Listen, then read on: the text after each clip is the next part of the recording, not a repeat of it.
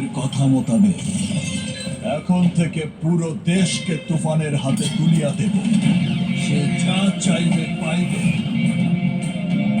যা করিতে চাইবে করিবে, তাহাকে কোনো কিছুতেই বাধাতে আর এখতিয়ার কেউ রাখিতে পারবে না।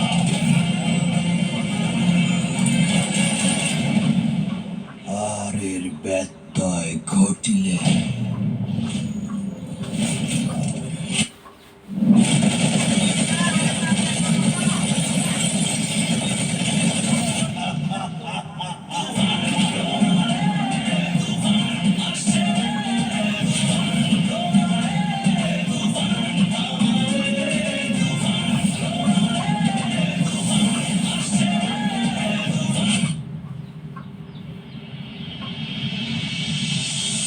তুফান খুব ভয় পাইছি রে।